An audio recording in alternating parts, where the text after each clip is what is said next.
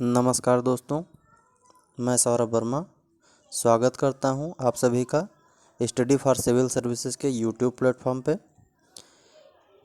तो जैसा कि आप लोग पता है कि हम आज से साइंस स्टार्ट कर रहे हैं। साइंस में सबसे पहले हम लोग जीव विज्ञान की शुरुआत करेंगे और उसके बाद फिर जो है भौतिक विज्ञान और रसायन विज्ञान की भी आगे बात करेंगे। तो सबसे पहले जो है जीव विज्ञान का परिचय हम लोग देख लेते हैं, उसके बाद आगे इसमें सारी बातें करेंगे।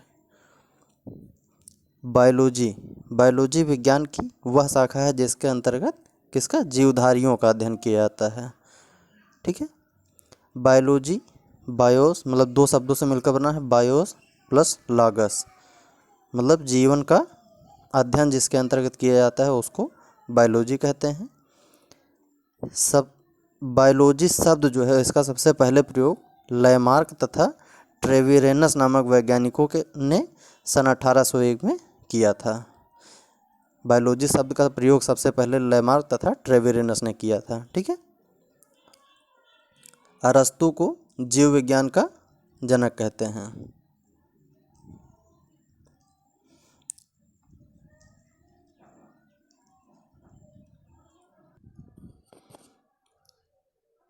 आगे इसकी जो विभिन्न शाखाएं हैं बायोलॉजी की, उसके बारे में हम लोग बात करेंगे।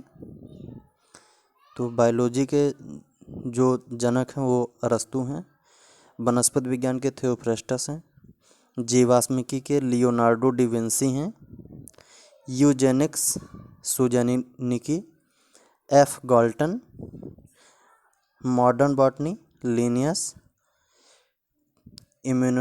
इम्यूनोलॉजी प्रतिरक्षा विज्ञान के एडवर्ड जेनर, आनुवांशिकी जो जेनेटिक्स जिसको बोलते हैं इसके ग्रेगर जॉन मेंडल हैं, मॉडर्न जेनेटिक्स टी.एच. मॉर्गन, फिर साइटोलॉजी रॉबर्ट हुक, वनस्पति चित्रण क्रेटियस, पादप शारीरिकी एन ग्यू, जूलॉजी अरस्तु, जूलॉजी और बायोलॉजी इसके जो है दोनों के अरस्तु हैं। ठीक है, टैक्सोनॉमी वर्ग की लिनियस हैं। लिनियस और किसके हैं ये आप लोग कमेंट करके बताइएगा। चिकित्सा शास्त्र मेडिसिन हिप्पोक्रेट्स,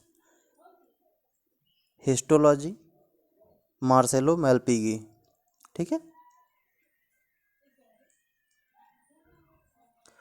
उत्परिवर्तन सिद्धांत के जनक ह्यूगो डी ब्रिज, तुलनात्मक शारीरिकी कंपैरेटिव एनाटॉमी जी क्यूवियर, माइकोलॉजी कवक विज्ञान के माइकेली हैं, पादप कार्यकी स्टीफन हेल्स,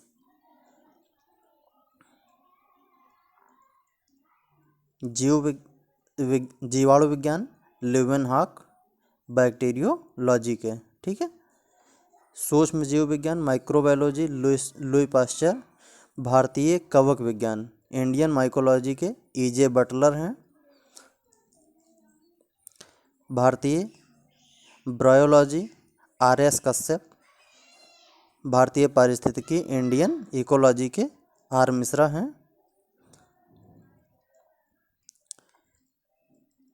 भारतीय शैवाल विज्ञान M.O.R. अयंगर, आधुनिक भ्रूण विज्ञान वान बेयर। ठीक है, आगे हम लोग बात करेंगे जीवों के सामान्य लक्षण common features of living being. सभी जीवों में विभिन्नताओं के बावजूद कुछ विशेषताएं या सामान्य लक्षण पाए जाते हैं जिनके आधार पर उन्हें निर्जीव वस्तुओं से अलग किया जाता है। इन लक्षणों या विशेषताओं को ही जैविक क्रियाएं या जीवों का लक्षण कहते हैं। जीवों के सामान्य लक्षण निम्नानुसार हैं। सेल्यूलर ऑर्गेनाइजेशन कोशिकीय संगठन, कुछ जीवों को छोड़कर सभी जीवों में कोशिकीय संगठन पाया जाता है तथा वे बहुत सी कोशिकाओं द्वारा बनी होती हैं। बहुत सी कोशिकाएं मतलब मान लीजिए कि एक ये है, एक ये तो मतलब कई कोशिकाओं का संगठन होता है। ठीक है, उपापचयी क्रियाएं, जीवधारियों के शरीर में कुछ आंतरिक क्रियाएं होती हैं जिन्हें उपापचयी क्रियाएं कहते हैं। इनमें से कुछ क्रियाएं रचनात्मक होती हैं जिनसे जीवद्रव्य बनता है तथा ऊर्जा संचित होती है, जबकि कुछ क्रियाएं विनाशात्मक तथा उनमें जीवद्रव्य का ह्रास होता है तथा ऊर्जा मुक्त होती है। फिर ग्रोथ, सभी जीवधारियों में वृद्धि करने की क्षमता पाई जाती है। आकार, प्रत्येक जीवधारी के शरीर का एक निश्चित आकार होता है। ठीक है। गति के बारे में बात करेंगे। सभी जीवों में प्रचलन या गति का गुण पाया जाता है।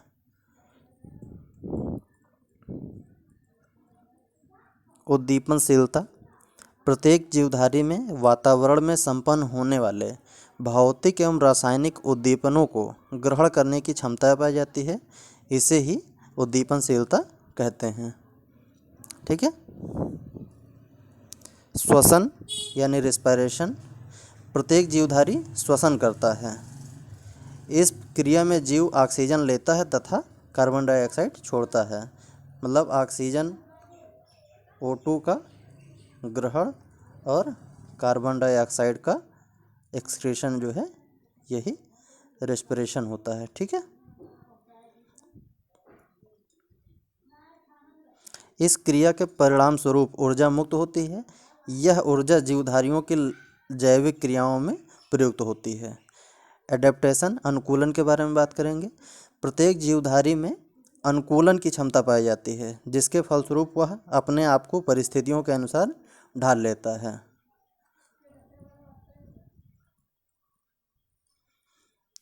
रिप्रोडक्शन, प्रत्येक जीवधारी में प्रजनन की क्षमता पाई जाती है, जिसके फलस्वरूप वह अपने ही समान जीव उत्पन्न करता है।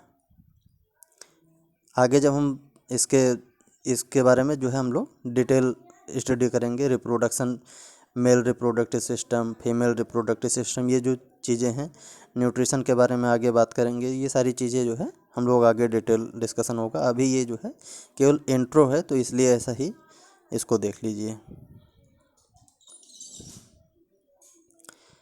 फिर पोषण के बारे में बात करते हैं। प्रत्येक जीवधारी ऊर्जा प्राप्त करने के लिए भोजन करता है, जिसे पोषण कहते हैं। पोषण के फलस्वरूप निर्मित ऊर्जा का प्रयोग जीवधारी विभिन्न कार्यों में करता है। अच्छा, इसमें एक चीज़ और है कि मान लीजिए ये एक कोई यहाँ पे ये शाकाहारी है, ठीक है। तो ये मान लीजिए कि 100 यूनिट इसने जो है भोजन ग्रहण किया, तो अगला इसको जो शाकाहारी को जो खाएगा उसमें जो है केवल इसका 10% ही एनर्जी अगले को मिलेगी। जो शाकाहारी जंतु हैं मान लीजिए, तो उनको जो भी खाएगा अगला, तो उसमें जो है केवल उसके अंदर 10% ही एनर्जी पहुंचती है। ठीक है। लाइफ साइकिल, जीवन चक्र, प्रत्येक जीवधारी एक निश्चित जीवन चक्र का पालन करता है। जीवन चक्र में जन्म, वृद्धि, प्रजनन तथा मृत्यु इत्यादि क्रियाएं क्रमबद्ध ढंग से होती हैं। क्रमबद्ध से ही होंगी, पहले जन्म होगा, फिर मतलब आदमी बढ़ेगा, फिर प्रजनन की क्षमता उसके अंदर आएगी, प्रजनन होगा, फिर जो है मृत्यु उसके बाद ही होगी। ये थोड़ी होगा कि पहले जो है मृत्यु हो गई, उसके बाद फिर वृद्धि होगी, उसके बाद फिर आप प्रजनन कर रहे हैं, उसके बाद जन्म ले रहे हैं। ये थोड़ी होगा।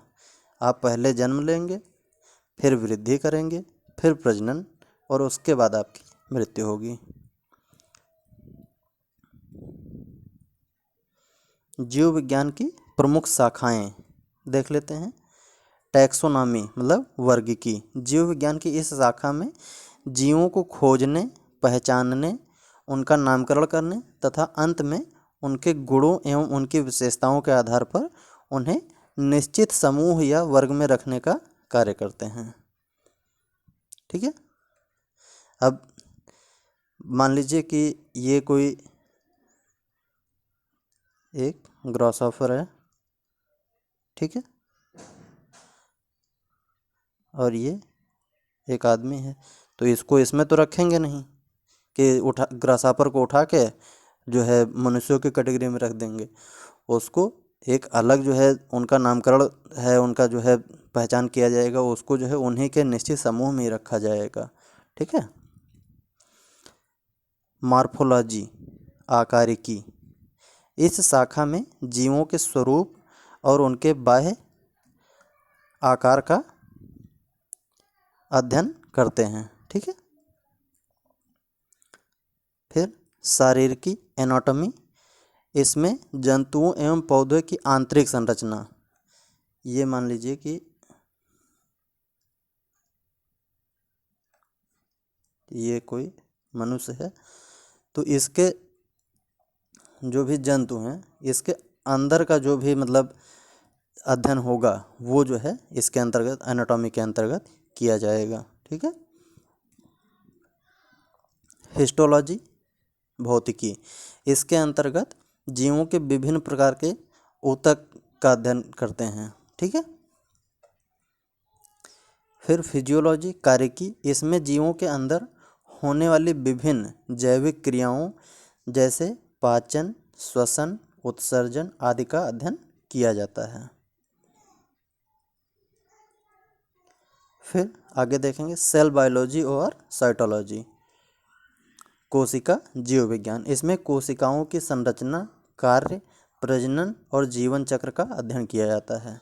कोई भी कोशिका है उसकी संरचना कैसी है, इस आकार में है या गोले के आकार में है, या चाहे जैसा भी है उसका संरचना उसकी कैसी है, इसका कार्य क्या क्या है, वो क्या कार्य करता है, प्रजनन और उसके जो है लाइफ साइकिल के बारे में कि ये जो है कितने दिन इसकी जो है जीवन है। ठीक है। फिर जीव रसायन, बायोकेमिस्ट्री, जीव विज्ञान की इस शाखा के अंतर्गत जीवित कोशिकाओं के अंदर उपस्थित विभिन्न रासायनिक पदार्थों जैसे कार्बोहाइड्रेट, प्रोटीन, न्यूक्लिक अम्ल तथा उपापचयी क्रियाओं में उनके योगदान का अध्ययन करते हैं। ठीक है। नेक्स्ट है आणविक जीव विज्ञान, मॉलिक्यूलर बायोलॉजी, इसमें कोशिकाओं में उपस्थित आनुवंशिक पदार्थों का अध्ययन किया जाता है। नेक्स्ट है भ्रूणकी, एम्ब्रियोलॉजी, जीव विज्ञान की इस शाखा के अंतर्गत युग्मक जनन, निषेचन, युग्मनज तथा भ्रूणों की रचना का अध्ययन किया जाता है। किसका किसका? युग्मक जनन, निषेचन, युग्मनज और भ्रूण की रचना का अध्ययन किया जाता है।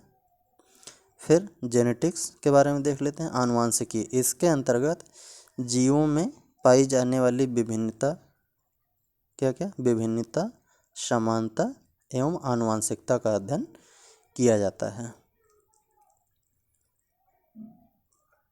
फिर नेक्स्ट है पारिस्थितिकी, इकोलॉजी, इकोलॉजी आप लोग पढ़ ही रहे हैं, वह शाखा जिसमें जीवों के आपसी और वातावरण के संबंधों का अध्ययन किया जाता है। ठीक है। इसका इकोलॉजी का अगर डिटेल देखना होगा तो आप लोग इकोलॉजी वाले सारे लेक्चर देख सकते हैं, उसमें बहुत ही डिटेल में जो है पढ़ाया जा रहा है शुभम सर के द्वारा, तो उसको आप जो है देख लीजिएगा। ठीक है। फिर नेक्स्ट है जीवाश्मिकी, पैलियोंटोलॉजी, इसमें जीवाश्मों, फोसिल्स का अध्ययन किया जाता है।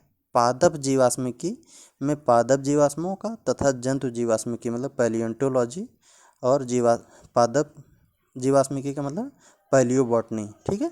तो जंतु जीवाश्मिकी पैलियोजूलॉजी में जंतु जीवाश्मों का अध्ययन किया जाता है। मानव विज्ञान, एंथ्रोपोलॉजी, इस शाखा में मानव के उद्भव एवं विकास संबंधी तथ्यों का अध्ययन करते हैं। नेक्स्ट है एक्सोबायोलॉजी, अंतरिक्ष जीव विज्ञान, इस शाखा के अंतर्गत पृथ्वी के अलावा अन्य ग्रहों में जीवन की संभावनाओं इत्यादि का अध्ययन किया जाता है।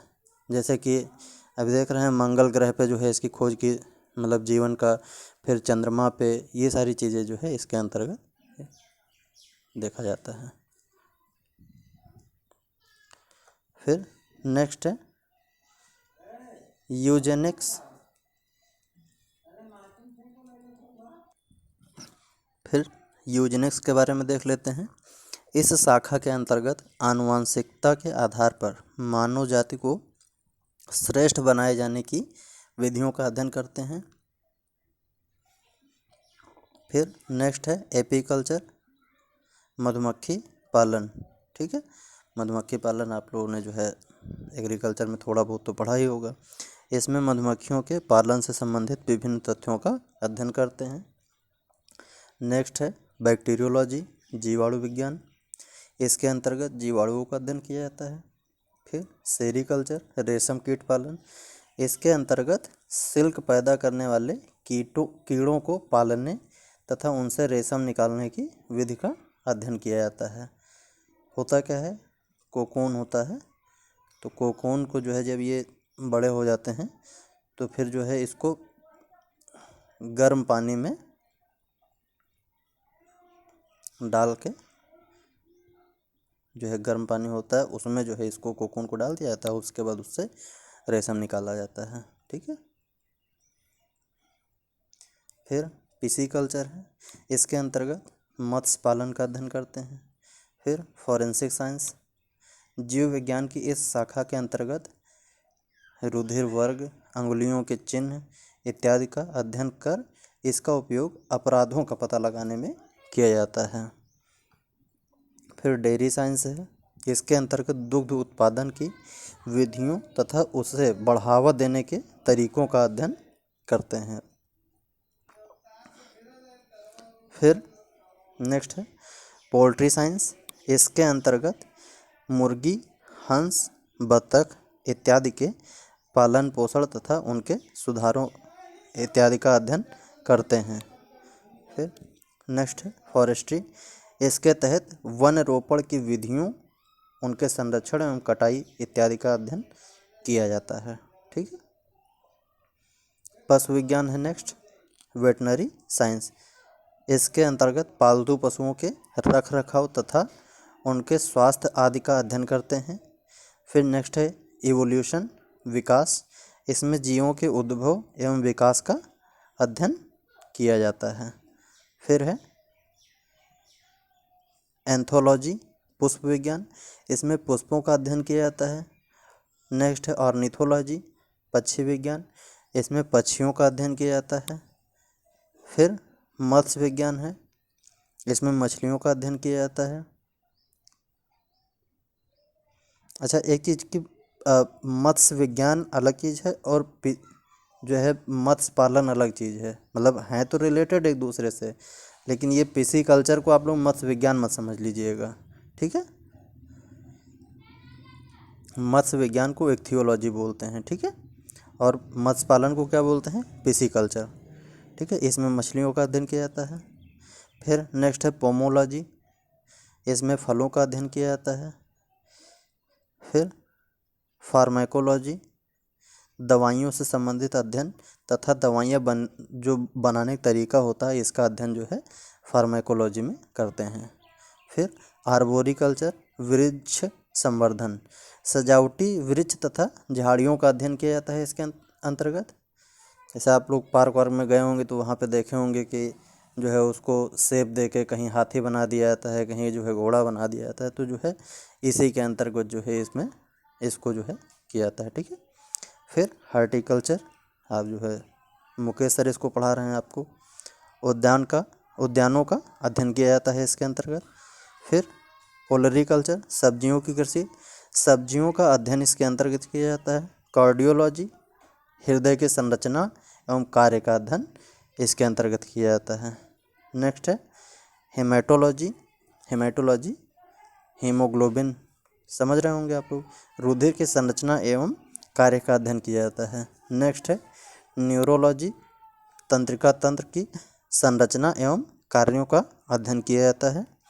क्रायोजेनिक्स, जंतुओं के शरीर पर ठंड का अध्ययन किया जाता है। फिर इम्यूनोलॉजी, जंतुओं के शरीर की प्रतिरोधक क्षमता का अध्ययन इम्यूनोलॉजी के अंतर्गत। जंतु मतलब जानवर नहीं है यहाँ पे, जंतु मतलब जो भी